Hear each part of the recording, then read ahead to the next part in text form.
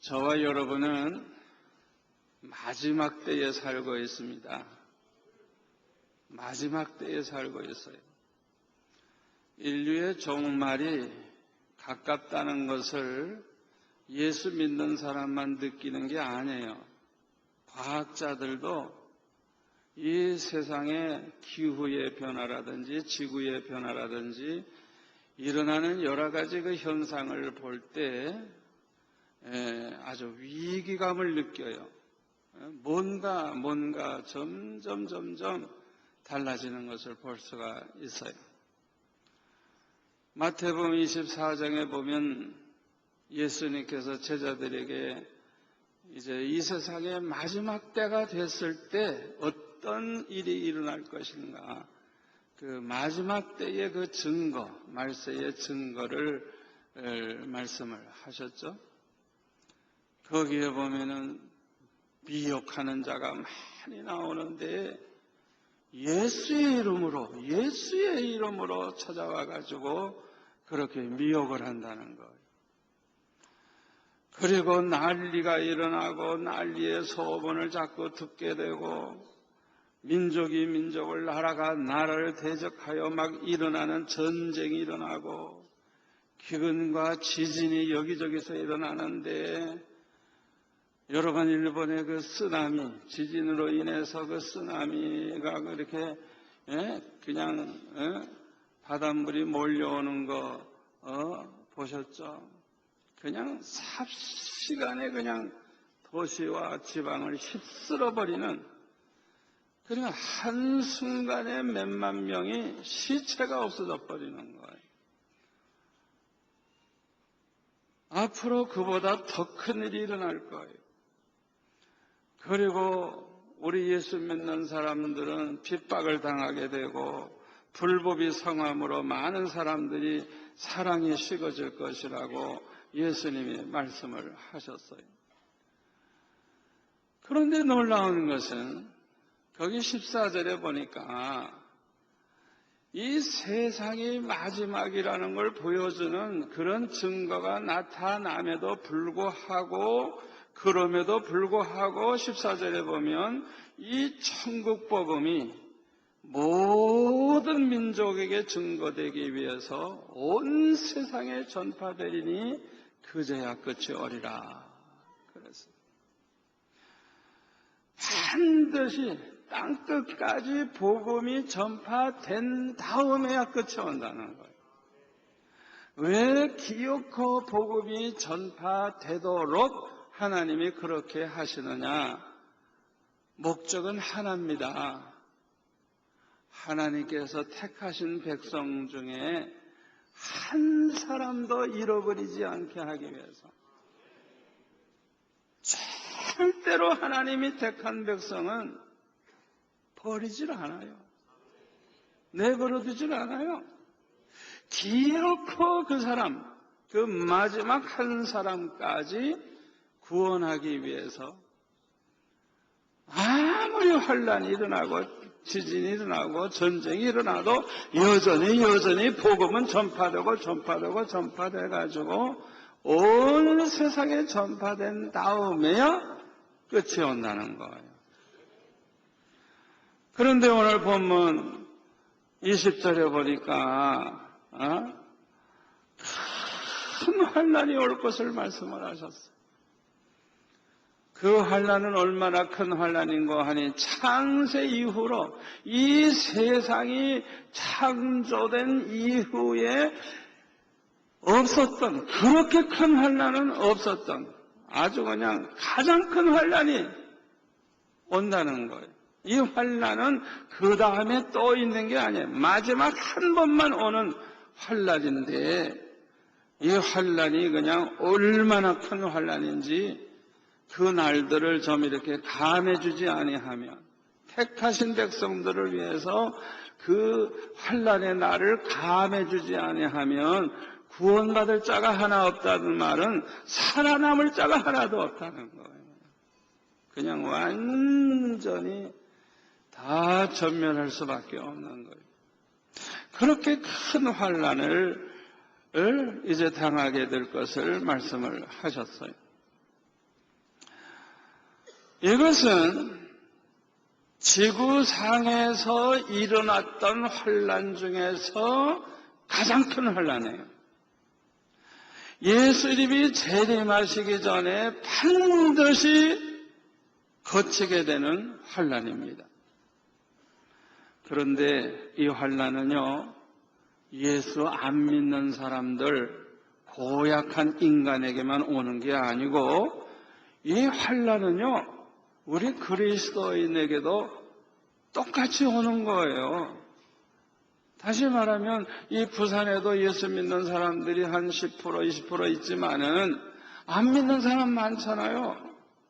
그러니까 이 부산 땅에 이 환난이 오면 함께 다 당하는 거예요. 안 믿는 사람만 골라서 오는 게 아니에요. 그리고 이 환난은 너무나도 큰 환난이기 때문에 택하신 백성들을 위해서 하나님이 나를 감해 주시겠대요. 길게 끌지 않고. 얼마나 감사합니까? 우리 성도들을 위해서, 우리를 위해서 하나님이 절대주권을 가지신 하나님이 그 날을 짧게 감해 주시겠다는 거예요.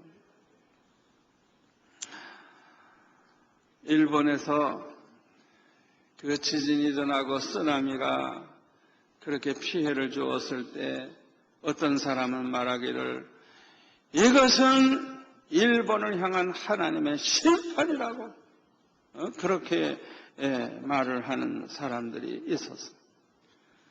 이거는 하나님이 저주를 내렸기 때문에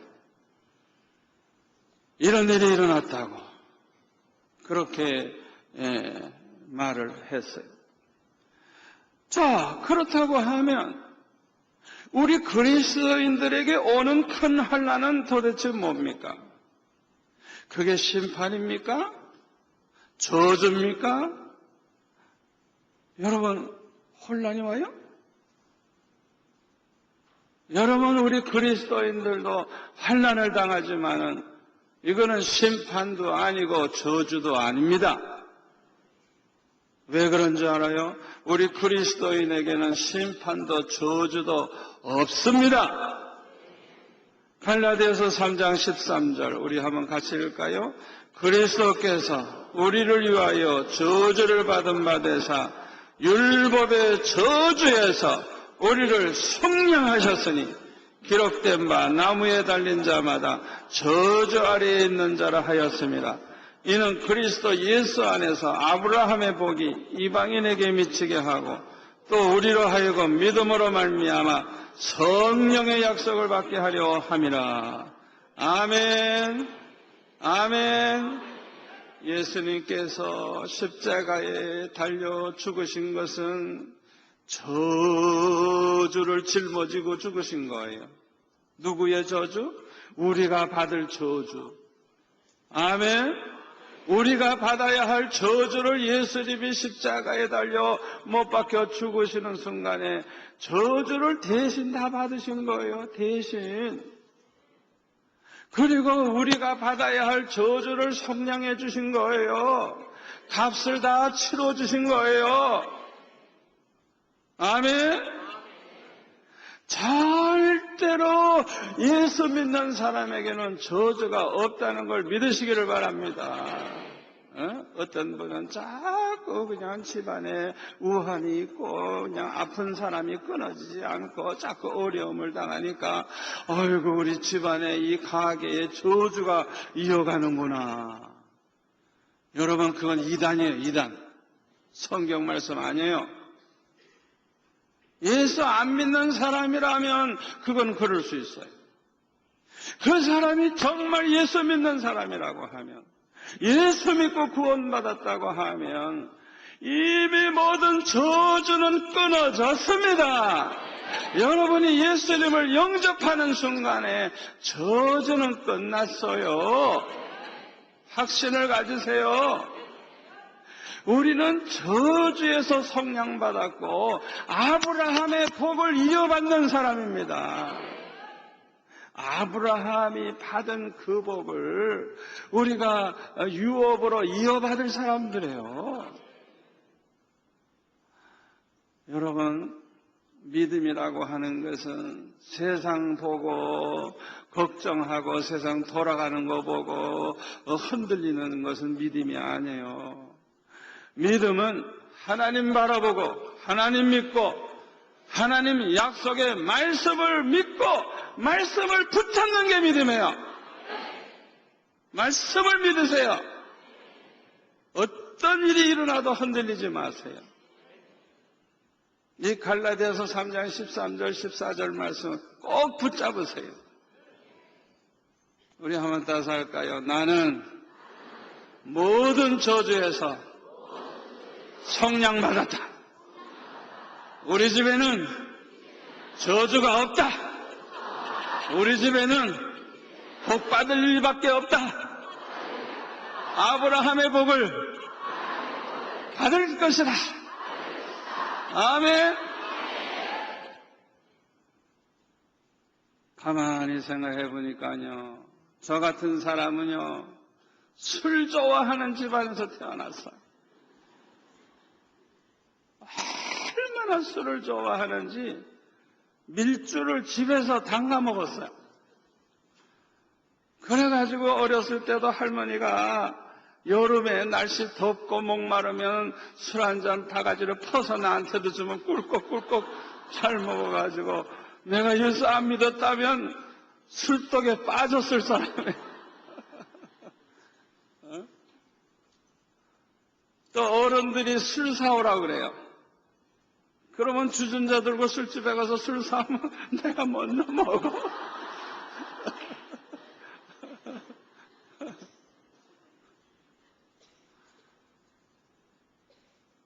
밤낮 술 먹고 노름이나 하고 그러니 망하지. 그러나 내가 예수를 믿은 다음부터 나 때문에 오히려 다른 식구들까지 예수 믿고 할렐루야.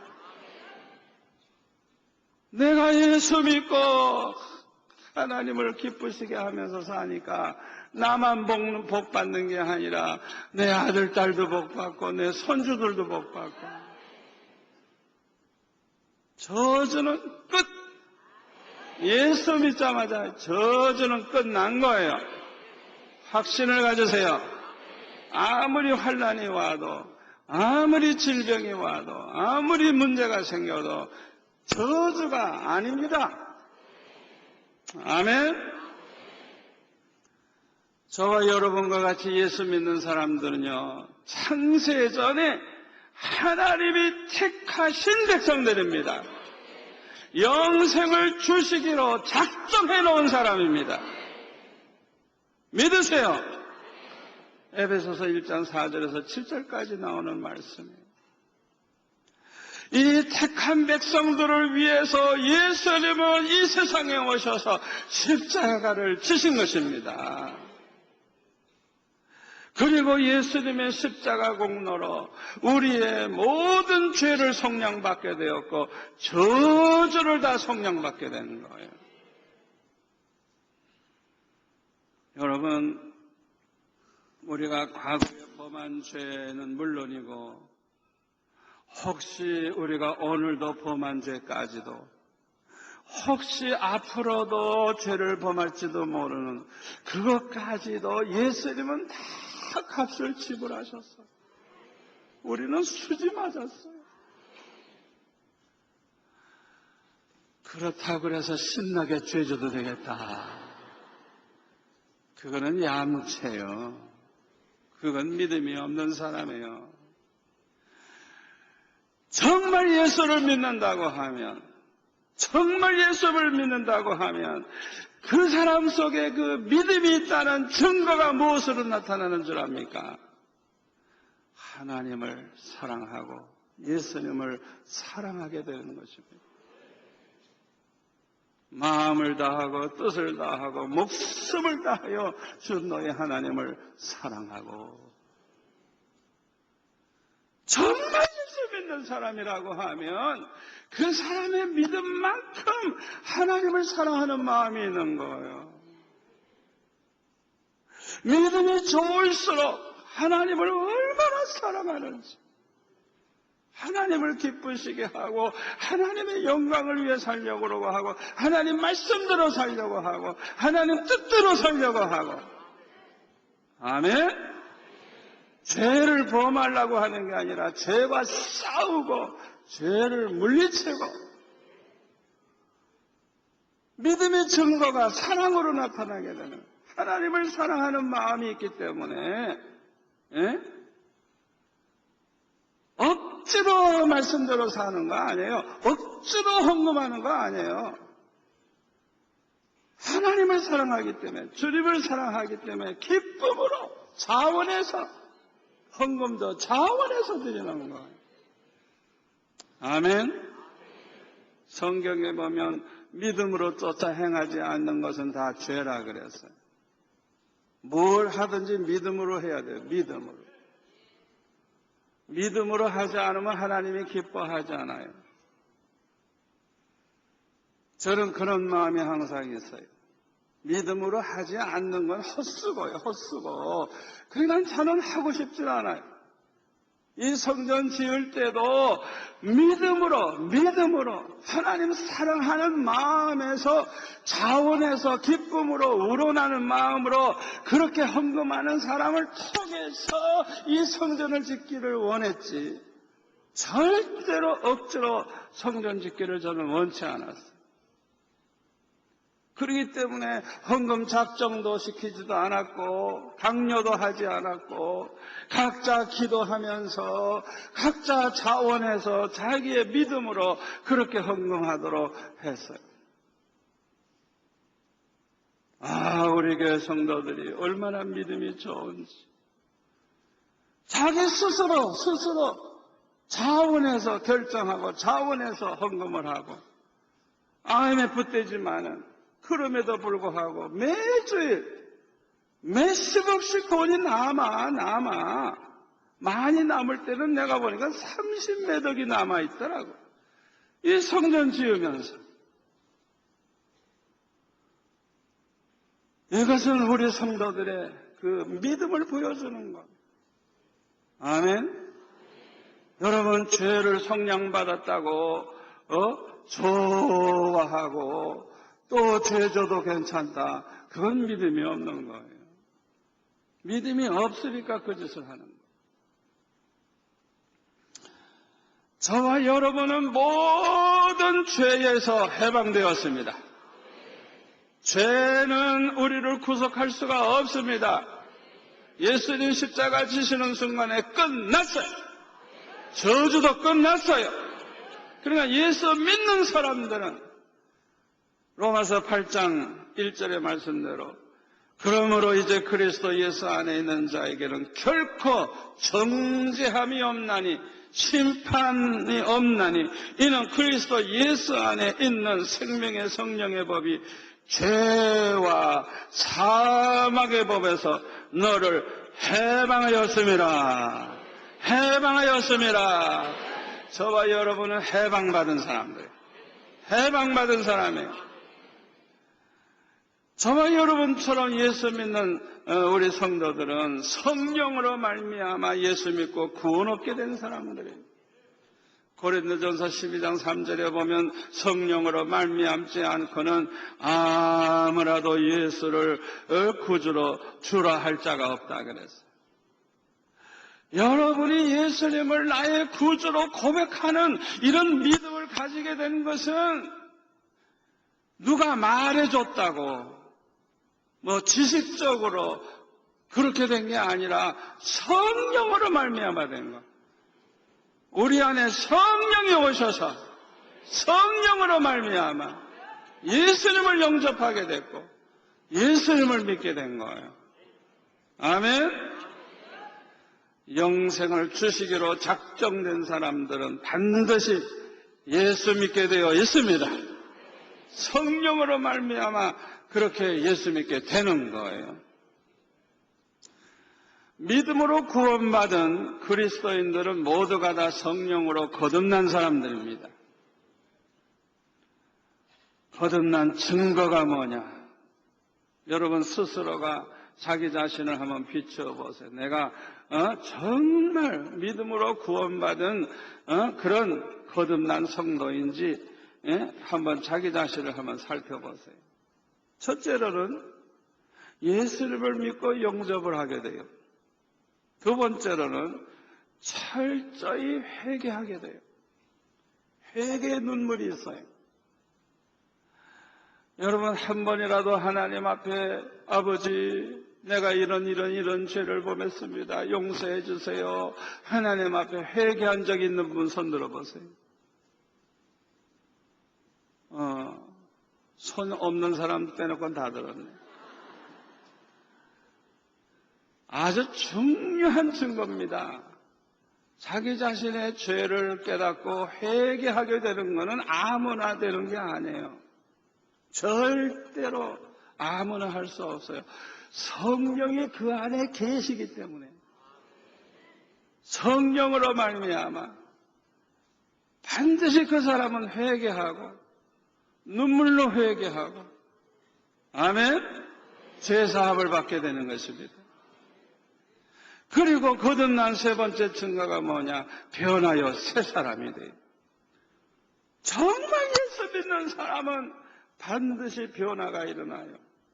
그걸 자기도 알고 가족들이 알고 친구들이 알아요. 저거 예수쟁이 되들이 달라졌네. 변화된 것을 보여주는 것입니다. 그런데 이러한 우리 성도들에게도 왜 큰 환난이 똑같이 왜 오느냐 이게. 우리 성도들은 좀 이 환난을 좀 면하게 했으면 좋을 것 같은데 왜 마지막 때에 이 환난이 우리에게도 오느냐. 그것은 우리의 믿음을 온전하게 하기 위해서라는 걸 믿으시기를 바랍니다. 우리의 믿음을 더 온전하게, 더 아름답게, 더 하나님 보실 때에 아주 완전한 그런 믿음의 사람 되게 하기 위해서 하나님이 허락하시는 것. 그래서 야고보서 1장 2절에 보면 내 형제들아 너희가 여러 가지 시험을 당하고도 온전히 기쁘게 여기라. 이는 너의 믿음의 시련이 인내를 만들어내는 줄 너희가 알미라. 인내를 온전히 이루라. 이는 너희로 온전하고 구비하여 조금 더 부족함이 없게 하려 함이라. 아멘. 여러분, 예수 믿는 우리 성도들에게 찾아오는 환난과 이 시험과 여러 가지 고통은 저주가 아닙니다. 심판이 아닙니다. 우리를 온전케 만들기 위해서 하나님이 허락하시는 것입니다. 그러므로 좀 그 여러 가지 시험이 오고 환난이 오고 괴롭긴 하지만은 하나님의 목적은 합력의 선을 이루어서 우리를 더 온전하게 만들어 주신다는 걸 믿고 기뻐하시기를 바랍니다. 온전히 기뻐해라 그랬어요. 그래서 욥기 23장 10절에 보면 욥은 뭐라고 말합니까? 그러나 내가 가는 길을 그가 아시나니 그가 나를 단련하신 후에는 내가 순금같이 되어 나오리라. 욥은 이 믿음이 있었어요. 큰 시험을 당하면서 하나님이 자기를 지금 단련하고 계시다는 거예요. 단련하고 믿음의 시련이에요. 믿음을 단련시키는 거예요. 그냥 순금과 같은 믿음의 사람으로 만드시는 이 하나님의 섭리를 이 욥은 깨달은 거예요. 시험은 누구에게나 옵니다. 시험은 믿음이 작은 사람에게만 오는 게 아니고 믿음이 큰 사람에게도 와요. 시험은 은혜를 못 받은 사람에게만 오는 게 아닙니다. 성령 충만한 사람에게도 옵니다. 예수님께서 광야로 이끌려 가셨을 때 성령에게 이끌려 가셨다 그랬어요. 그리고 40일 금식 기도를 하셨어요. 기도 안 하기 때문에 시험이 많이 오는 게 아니에요. 금식기도 40일을 해도 시험은 여전히 오는 거예요. 예수님은 그렇게 기도 많이 하셨는데도 마귀가 당당히 와서 시험을 했어요. 시험은 죄 많은 사람에게 온다. 아니에요. 예수님처럼 시험 많이 당하신 분이 없어요. 예수님은 한결같이 시험을 받으셨지만은 죄는 없으신 분입니다. 아멘. 그래서 우리는 오해하면 안 돼요. 자꾸 환난이 오고 시험이 오고 고난이 오면 아이고 내가 믿음이 없어서 그렇지, 내가 바르게 못 살아서 그렇지, 죄가 많아서 그렇지, 그렇게 생각하면 예수님 모독하는 거예요. 절대 그렇지 않아요. 시험은 괴롭지만 이기면 복이 됩니다. 여러분 입시 공부할 때 얼마나 힘들어요. 그러나 합격만 해보세요. 그냥 영광이 오는 거라. 에? 공부할 때 시험 칠 때까지는 그냥 얼마나 힘드는지 모르는데 막상 합격만 딱 해놓으면 입시 공부 끝, 고생 끝. 그 다음에는 영광이 있는 거. 아멘. 우리가 시험은 괴롭지만 이기면 인정받는 성도가 되고 갑절의 축복을 받아요. 욥을 보세요. 시험을 이기니까 인정을 받고 욥은 갑절의 축복을 받았어요. 특별히 신앙의 지조를 끝까지 지키면서 그 어려운 시험을 잘 참고 인내하면서 잘 이기면 아주 큰 상급이 있어요. 야고보서 1장 12절 우리 한번 같이 읽을까요? 시험을 참는 자는 복이 있나니 이는 시련을 견디어낸 자가 주께서 자기를 사랑하는 자들에게 약속하신 생명의 면류관을 얻을 것이기 때문이라. 아멘. 아멘. 시험은 괴롭지만, 환난은 괴롭지만, 그럼에도 불구하고 신앙의 지조를 잘 지키면서 승리만 해 놓으면 생명의 면류관이 기다리고 있는 거예요. 할렐루야. 할렐루야. 그래서 어려운 시험을 잘 참고 나가는 사람이 복이 있다는 거예요.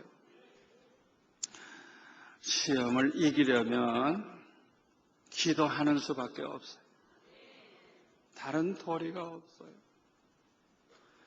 평소에도 깨어 기도해야 되지만은 어려운 문제가 생기면 기도해라, 기도해라, 기도해라. 기도하라는 비상 나팔 소리로 그걸 들으시고 어려운 문제가 딱 생기면, 시험거리가 생기면 절대로 그냥 넘기지 마세요. 사람 찾아가는 것도 좋고 은은하는 것도 좋고 뭐 여러 가지 다 좋지만은 그거보다 가장 중요한 게 뭐냐 하면 그 문제가 해결될 때까지 딱 무릎 꿇는 거예요. 아멘. 얼마나 중요한지 몰라요. 기도하다가 보면 은혜 받게 되고 은혜 받고 보면은 믿음이 더하여지고 그 믿음으로 승리하게 되는 것입니다. 그래서 누가복음 22장 44절에 보면 예수님께서 십자가 지시기 전날 밤 겟세마네 동산에서 예수님은 힘쓰고 애써 더욱 간절히 기도를 하시는데 땀이 땅에 떨어지는 핏방울 같이 됐다 그랬어요. 그리고 기도 후에 일어나서 제자들에게 가셔서 슬픔으로 인하여 잠든 것을 보시고 어찌하여 자느냐, 시험에 들지 않게 일어나 기도하라 말씀을 하셨어요. 시험은 어차피 오지만은 이기면 되거든요. 이기면 되거든요. 시험에 빠지지 않고 잘 통과만 하면 되거든요.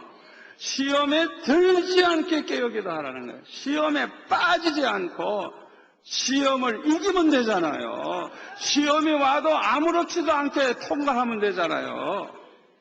아멘? 시험을 이기는 방법은 깨어 기도하는 것밖에 없는 거예요. 저는 6.25 전쟁 때 아주 죽을 고비를 많이 넘겼어요. 제가 10살 때 6.25 전쟁이 일어났는데 걸어서 피난을 가는 거예요. 그런데요, 그날 밤에 보니까 총알이 비 오듯 하는데 한밤중에 그 총알이 그냥 지나가는 게 불꽃이 막 지나가듯이 총알이 막 지나가는데 이상하게도 나한테는 하나도 안 맞고 지나가더라고요. 하나님이 살려주시려고. 한강을 건너야 되는데 와서 보니까 다리를 폭파해버렸어요. 그러니 건너갈 수가 있나. 그래가지고 그냥 그 한강 모래사장에 그냥 피난민이 그냥 가득 차 있는데 여기저기서 그냥 통곡을 하고 그냥 야단법석에 알고 보니까 이 배가 사람을 옮기는데 너무 많이 탔고 이 짐까지 짊어졌으니까 저도 그 배를 타보니까요, 그냥 이 물이 그냥 아슬아슬하게 철렁철렁 그러니까 조금만 잘못되면 물이 그냥 넘어가고 배는 그냥 엎어지는 거예요. 너무 많이 타가지고. 그래가지고 많은 사람이 물에 빠져 죽은 거예요. 짐을 짊어지고 물에 빠졌으니 오죽 잘 빠지겠어요. 그래가지고 기다리고 있던 식구들이 먼저 가다가 빠져 죽는 걸 보고 그냥 통곡을 하고 야단법석. 그래서 저는 피난도 못 가고 저 북한 군인들과 같이 살았죠. 3개월 동안을. 이야, 전쟁이 나니까요, 제일 문제가 뭔지 알아요? 쌀값이 1,000원 했던 게 10,000원, 나중에 10만 원. 왜? 먹는 게 제일 급하니까 쌀값이 그냥 폭등해 버리더라고요.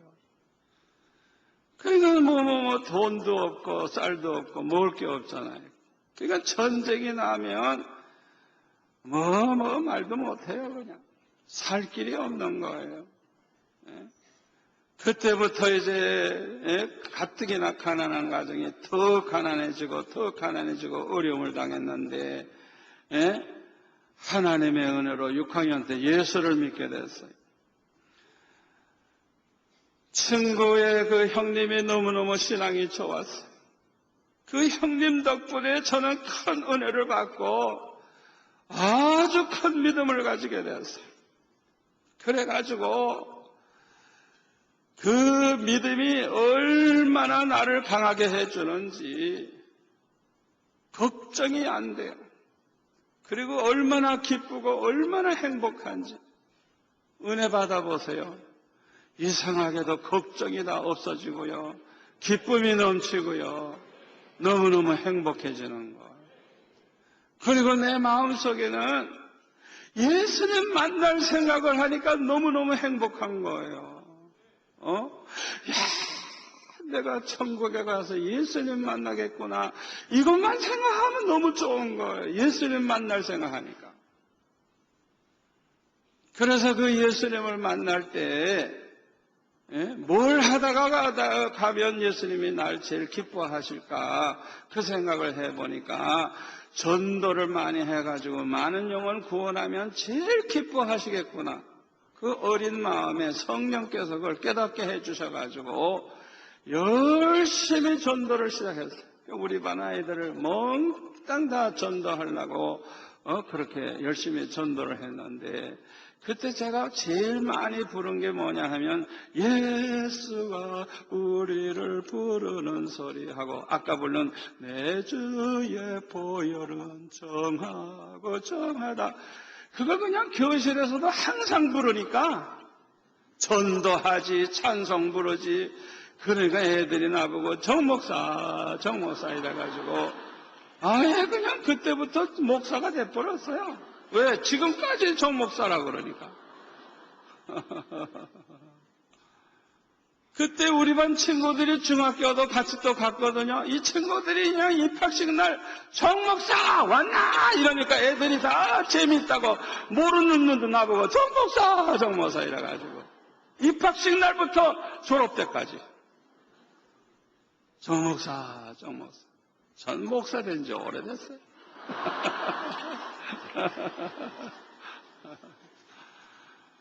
야, 주님을 기쁘시게 해드리고 싶은 그 마음 가지고 전도를 했는데 얼마나 하나님이 기뻐하시고 얼마나 사랑하시고 얼마나 축복하시는지 참 제 생애에 그렇게 행복한 때가 없었던 것 같아요.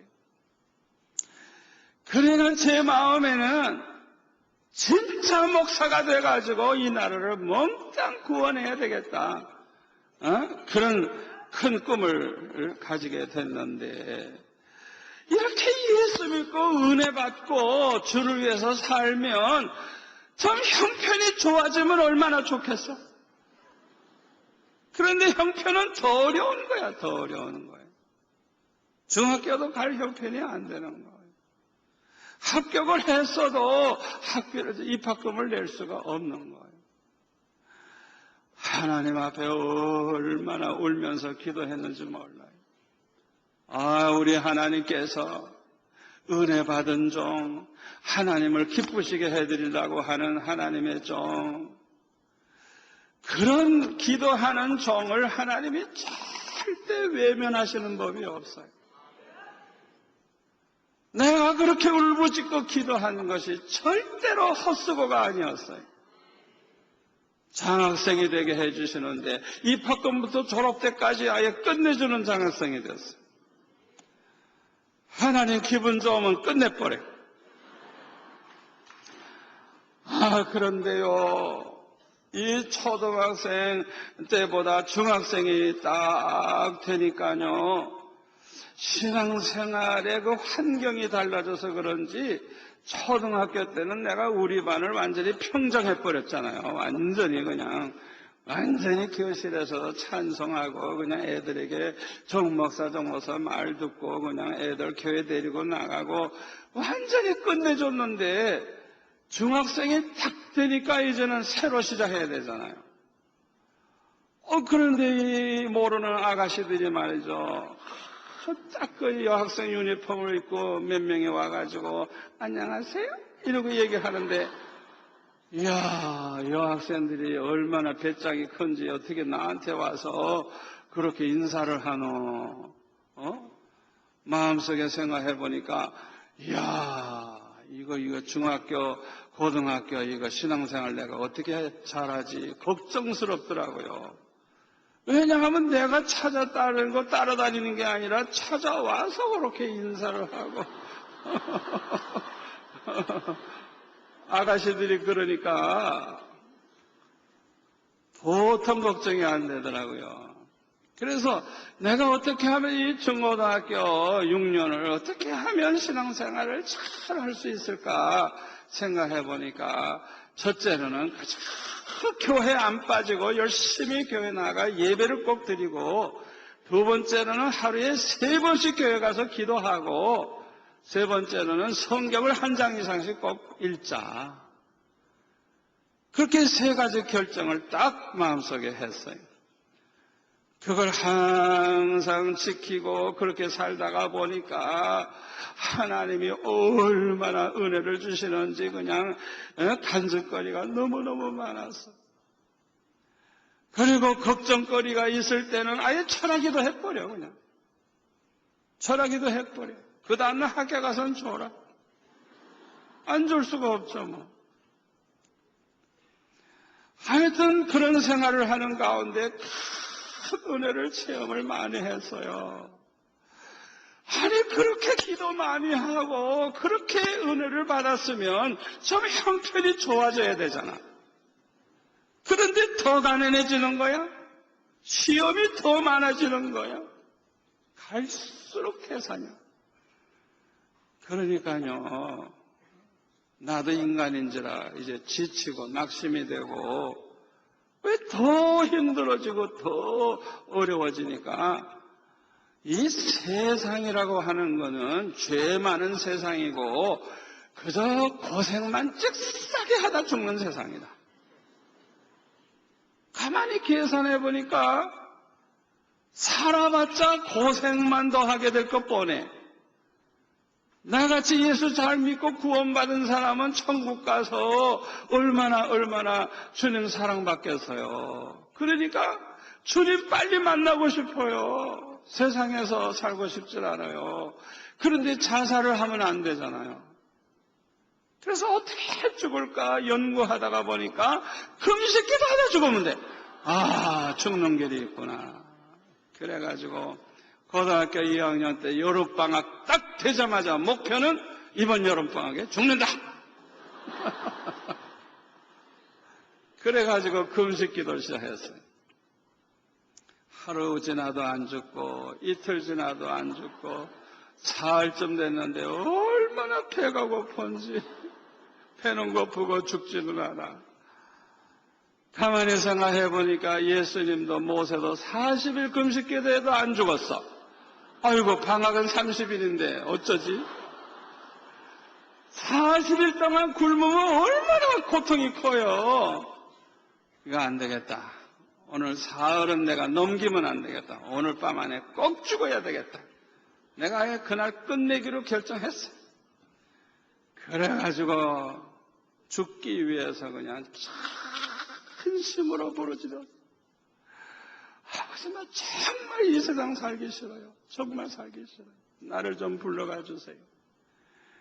그냥 아주 애원하면서 그냥 큰 힘으로 부르짖는 그 순간에 주님이 제가 기도하는 그 방에 찾아오셨어요. 눈에 보이지는 않지만 아주 가까이 계셔서 너는 죽었느니라. 나를 위해서 살아줄 수 없겠니? 나를 위해서 살아줄 수 없겠니? 나를 위해서 살아줄 수 없겠니? 3번이나 그렇게 말씀을 하시는데 아주 가까이 오셔서 말씀을 하십니다. 저는 상상도 못했어요. 성경에서나 볼 수 있는 것이지 어떻게 이 현실 20세기에 어떻게 그런 일이 있겠어요? 그런데 주님은 나에게 찾아오셔서 성경에서 모세에게도 나타나신 하나님, 아브라함에게 나타나신 하나님, 사도 바울에게 찾아오신 하나님, 나에게도 찾아오셔가지고 너는 죽었느니라.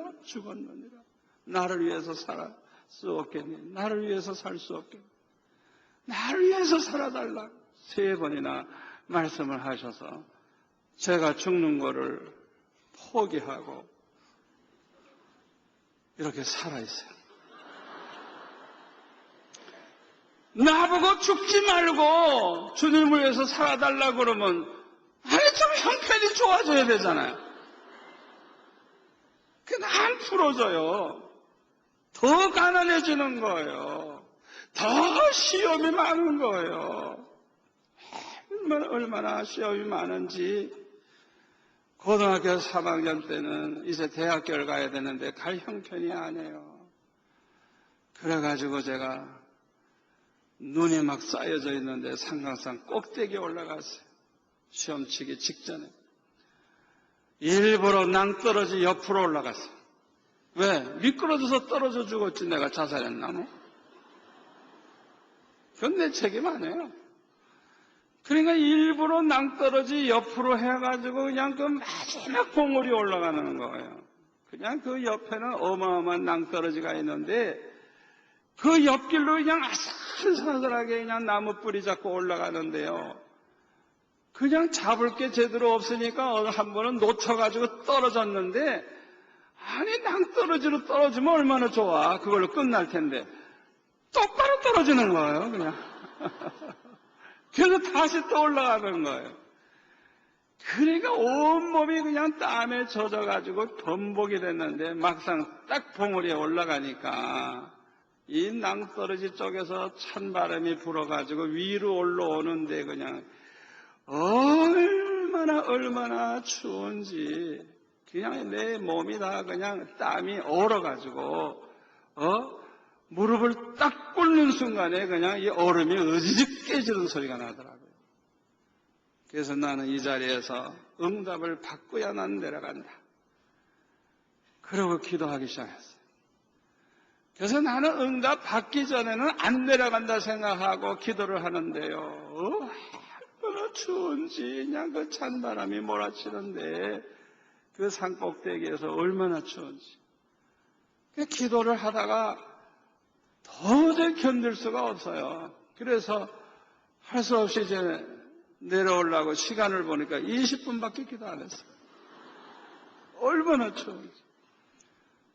그래가지고 그냥 내려왔어요. 그러나 우리 하나님께서는 내 기도를 들으시고 아직 합격 발표하기도 전에 장학금이 미리 왔어. 미리. 입학금 내고 학비 내고 한 2년 정도는 걱정 안 하고 그저 살 수 있도록 그렇게 큰 장학금이 저를 위해서 기다리고 있었어요. 좋으신 하나님, 좋으신 하나님, 나는 기도를 제대로 못했는데 하나님은 다 준비해놓고 계셨어. 대학에 입학은 할 수 있었지만은 형편은 더 어려워졌어요. 아예 살 길이 막막했어요. 너무 어려우니까 하나님 앞에 기도하기를, 아버지, 내 믿음이 그렇게도 시시합니까? 도대체 내가 얼마나 믿음이 없길래 이렇게 나를 물질 가지고 달달 볶고 그렇습니까? 내 믿음이 그렇게 시시합니까? 정 그렇게 하신다고 하면 나 금식기도하다 정말 죽을랍니다. 하나님 앞에 그냥 때를 썼어요. 그랬더니 하나님께서 입시생들 5명을 붙여주셔가지고 밤 12시까지 가르치고 새벽 5시에 일어나서 7시까지 가르치고 아침 먹고 학교 가고 학교에서 돌아오면 또 밤 12시까지 가르치고 그걸 그냥 4년 동안 그냥 그렇게 그냥 사는 거예요. 주일날에는 애들 데리고 다 교회 가고 교회 가서는 모든 봉사를 하루 종일 하고 4년 동안을 그렇게 하다 보니까 공부할 시간이 있습니까? 전혀 내 시간이 없잖아요. 그러니까 데모 많이 하기 때문에 데모하는 시간에 저는 도서관에 들어가서 공부했어요. 그때 데모 많이 한 건 날 위해서 한 거예요. 왜? 나 공부할 시간이 없으니까. 데모만 하면 휴강하니까. 그래서 저는 그냥 항상 도서관에 가서 공부를 했어요. 그래가지고 겨우 졸업을 했는데 졸업식 끝나고 교회 와서 평소에 늘 학교에서 돌아오면 교회 가서 기도하는 습관이 있으니까 교회 돌아와서 딱 무릎을 꿇고 기도하면서 아버지, 도대체 이게 뭡니까? 나는 대학 4년 동안을 왜 이렇게 보내야 됩니까? 공부도 제대로 못하고 잠도 제대로 못 자고 미팅도 못 해보고 도대체 이게 뭡니까? 너무너무 그냥 내가 살아온 그 4년이 한심하기 때문에 주님 앞에 그렇게 기도를 했어요. 그래도 주님이 말씀을 하시는 거예요. 내가 너를 그렇게 묶어놓지 아니했더라면 네가 목사가 될 것 같으냐? 그러시는 거예요. 하나님께서 왜 이렇게 나를 가난하게 하시고 믿음이 자라면 자랄수록 은혜를 받으면 받을수록 더 가난하게 하시고 더 시험을 더 당하게 하시고 왜 그렇게 하셨느냐? 목적은 하나님의 족을 만들기 위해서, 하나님의 족을 만들기 위해서 그렇게 하셨다는 거예요. 저와 여러분은 하나님의 영광을 위해서 창조된 사람들이라는 걸 믿으시기 바랍니다. 이사야 43장 7절 우리 한번 같이 읽을까요? 내 이름으로 불려지는 모든 자 곧 내가 내 영광을 위하여 창조한 자를 오게 하라. 그를 내가 지었고 그를 내가 만들었느니라. 우리 하나님의 말씀입니다. 내 영광을 위하여 창조한 자를 오게 하라. 이 자리에 계신 저와 여러분은 보통 분들이 아니에요. 창세전에 하나님이 택한 사람들은 보통 사람들이 아니에요. 천국에서 영생 복나만 누리는 게 아니에요. 이 세상에 사는 동안에 하나님의 계획이 있는데 하나님의 영광을 위해서 목적을 가지고 창조한 사람들이에요. 아멘. 에베소서 2장 8절에 보면 너희는 그 은혜에 의하여 믿음으로 말미암아 구원을 받았으니 이것은 너에게서 난 것이 아니요 하나님의 선물이라.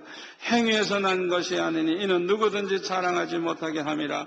우리는 그가 만드신 바라 그리스도 예수 안에서 무엇을 위하여? 선한 일을 위하여, 착한 일을 위하여 지으심을 받은 자니 이 일은 하나님이 전에 예비하사 우리로 그 가운데서 행하게 하려 하심이라. 빌립보서 1장 6절 너희 안에서 착한 일을 시작하시니가 그리스도 예수의 날까지 이르실 줄을 우리는 확신하노라. 아멘. 저와 여러분은요 아무렇게나 살 수 없는 사람들입니다. 여러분 아무렇게나 살면 안 돼요. 세상 사람들처럼 그저 먹고 살기 위해서 발버둥 치다가 그저 늙어서 그저 병들어 죽으면 되는 게 아니에요. 창세전에 택함 받은 저와 여러분은 하나님의 계획이 있는 사람들이에요. 아멘. 하나님의 영광을 위해 창조된 사람들이에요. 하나님의 기쁘신 뜻, 선하신 뜻, 그 일을 이루기 위해서 우리가 하나님 앞에 특별히 지음을 받은 사람들이에요. 그렇기 때문에 빌립보서 2장 13절에 보면 너희 안에서 행하시는 이는 하나님이시니 자기의 기쁘신 뜻, 하나님의 기쁘신 뜻을 위하여 너희에게 소원을 두고 행하게 하시나니라. 여러분, 하나님의 기쁘신 뜻을 이루기 위해서 우리는 택함을 받은 사람들이에요. 하나님의 계획 속에 있는 사람들이에요. 여러분, 보통 분들이 아니에요. 아멘. 그러면 하나님께서 가장 기뻐하시는 뜻이 무엇일까요? 하나님 기뻐하시는 뜻을 이루면서 사는 것이 무엇이냐? 여러분 잘 들으시기를 바랍니다. 하나님이 기뻐하시는 뜻은 뭐냐 하면요, 하나님이 택한 백성은 하나도 잃어버리지 아니하고 다 구원해가지고 천국에 가서 하나님과 함께 영생복락을 누리는 거예요. 이것을 이루기 위해서 저와 여러분은 뭘 해야 되느냐 하면 첫째로는 열심히 전도를 해야 돼요. 아멘. 전도를 할 뿐만 아니라 그 사람들을 양육을 해서 온전한 믿음의 사람으로 만들어야 돼요. 그리고 그들이 한 걸음 더 나아가서 하나님의 영광을 위해서 사는 일꾼으로 만들어야 돼요. 내가 전도한 그 사람이 나처럼 전도자가 되도록 만들어야 되는 거예요. 땅끝까지 복음을 전하는 자가 되도록 만들어야 되는 거예요. 그러다가 보면은 교회가 세워지고 교회가 부흥이 되고, 아멘. 교회가 여기저기 세워지고 교회가 부흥되다가 보니까 그 지역, 그 지방, 그 나라가 복음화되고 전 세계가 복음화가 되는 것입니다. 이것이 하나님의 기쁘신 뜻입니다. 아멘. 그래서 전 세계에 복음을 전해서 하나님 택하신 백성을 한 사람도 잃어버리지 아니하고 다 구원하는 것이 하나님의 뜻입니다. 이것이 하나님의 뜻이요 계획이에요. 그래서 요한복음 6장 38절에 보면 예수님도 예수님의 뜻을 이루기 위해서 온 것이 아니고 아버지의 뜻을 위해서 이 세상에 오셨다 그랬어요. 그 아버지의 뜻은 뭐냐? 아버지께서 내게 주신 자 중에 하나도 잃어버리지 아니하고 마지막 날까지 그들을 다 살리는 것이라고, 구원하는 것이라고. 아멘. 예수님도 하나님의 기쁘신 뜻을 이루기 위해서 이 세상에 오셨던 것입니다. 우리 하나님께서는요, 우리를 통해서 하나님의 기쁘신 뜻을 이루기 위해서 소원을 가지게 하실 뿐만 아니라 큰 믿음의 사람으로 만드시려고 큰 환난과 시험을 허락하시는 것입니다. 우리 하나님은요, 우리의 믿음만큼 큰 시험을 허락하십니다. 우리가 감당할 만큼 시험을 허락하시는 거예요. 그래서 고린도전서 10장 13절에 보면 우리 같이 읽겠습니다. 사람이 감당할 시험 밖에는 너희가 당한 것이 없나니 오직 하나님은 미쁘사 너희가 감당하지 못할 시험 당함을 허락하지 아니하시고 시험 당할 즈음에 또한 피할 길을 내사 너희로 능히 감당하게 하시느니라. 아멘. 여러분 이 말씀을 그대로 믿으시기를 바랍니다. 믿으시기를 바랍니다. 아무리 큰 환난이 와도 두려워하지 마세요. 큰 환난이 왔다면 내 믿음이 그만큼 컸기 때문에 그런 거예요. 제가 어렸을 때부터 은혜를 받아서 믿음이 자라났는데 은혜를 받으면 받을수록 형편이 풀린 게 아니라 더 큰 시험, 더 큰 시험, 더 큰 시험, 더 어렵게 하신 이유가 뭐냐? 내가 감당할 수 있기 때문에, 감당할 수 있기 때문에 하나님이 허락하신 거예요. 아멘. 그래서 여러분들 중에 너무 큰 시험이 오면 기절하지 마시고 충격받지 마시고 아버지 내 믿음이 그렇게도 좋습니까? 내 믿음이 그렇게도 좋습니까? 그렇게 기도하시라고요. 아버지 아무리 이 큰 시험이 왔지만은 감당할 줄 믿습니다. 하나님의 약속의 말씀을 붙잡으세요. 여러분 중에는 큰 시험 중에 있는 분이 있을 거예요. 아무리 사방팔방을 봐도 길이 안 보여, 길이 안 보여.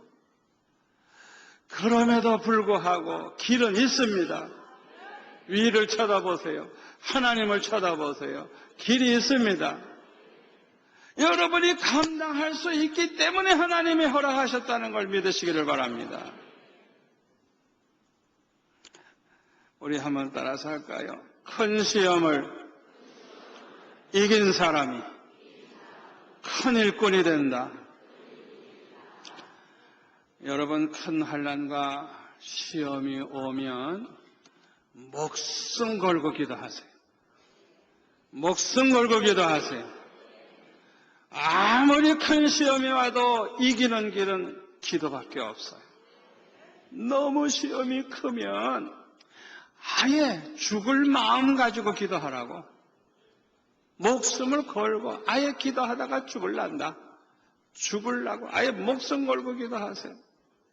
그렇게 기도 한번 해보세요. 반드시 은혜 받습니다. 반드시 큰 체험을 하게 됩니다.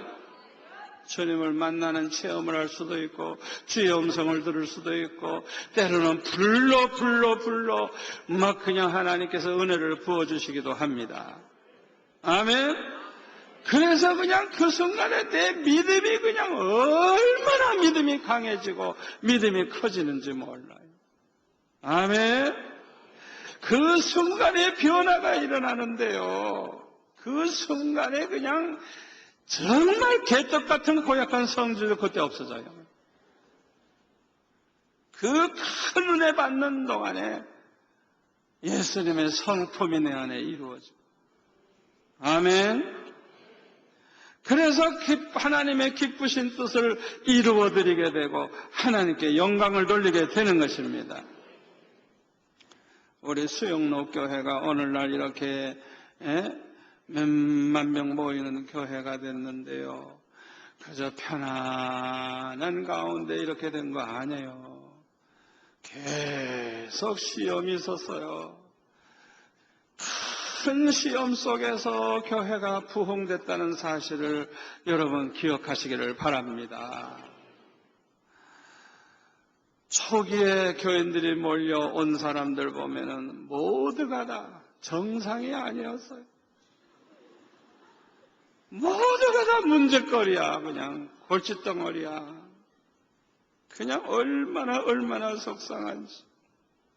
제가 며칠 전에 저하고 같이 개척한 오영섭 전도사님 편찮으신데 제가 신방을 가가지고 그 이야기를 좀 하는데 그 옛날 얘기를 하시더라고요. 그래가지고 그 전도사님도 밤새 철하기도 하고 저도 철하기도 하고 우리 집 사람도 철하기도 하고 그냥 기도하는 길밖에 없으니까 어떤 여자 하나가요 절 만나기만 하면 집을 사내래. 나도 집이 없는데 이 부자교회가 왜 자기 집 안 사주느냐. 그래가지고 그냥 못 살게 구는데 그냥 이건 뭐 양심도 없고 신앙도 없고 그렇게 괴롭히는 거예요. 그런데요 그냥 기도하는데 하나님이 어떻게 역사하시는 거 하니 어느 날 갑자기 그냥 큰 손이 나타나가지고 그 집사님 여기 목덜미를 잡고 이렇게 끌고 나가는데 그냥 안 나가겠다고 발버둥을 막 치고 하는데도 그냥 그 큰 손이 그냥 들고 나가는 거예요. 그날로 그 집사님이 없어져 버렸어요. 그러니까 하나님께서 그 많은 환난과 시험 속에서 그냥 날마다 부르짖게 하시고 그 기도하는 가운데 불받게 하시고 기도하는 가운데 기적이 일어나게 하시고 교회가 그냥 매년 그냥 막 갑절로 성장, 갑절로. 잘 들으세요. 이 자리에 교역자들과 계시다면 잘 들으세요. 큰 시험과 환난이 온다고 해서 부흥이 안 되는 거 아니에요. 그 환난을 기도로 싸워서 이기면 능력 받습니다. 은혜 받습니다. 마귀가 도망갑니다. 교회가 급성장합니다. 그런데 기도를 하질 않아. 기도로 싸워야 되는데. 아멘. 아멘. 한 번은 교회 옆에 사는 사람이 술을 잔뜩 찾아먹고 그냥 먹고 저를 찾아와가지고 막 그냥 정목사 나오라고 막 그래. 행패를 부리는 거예요. 이 수용롭게 때문에 시끄러워 죽겠다는 거예요. 못 살겠다는 거예요. 그래가지고 그냥 어려운 문제가 생겼는데 저는 그게 축복인 줄 나중에 알았어요. 왜요? 이 사람이 땡깡을 피우고 막 야단을 하면서 자기 집을 사래요. 그래서 샀죠 뭐. 그래서 거기다가 교역관 지었죠. 알고 보니까 하나님이 땅을 더 주려고 그렇게 문제가 일어나게 하시는 거예요.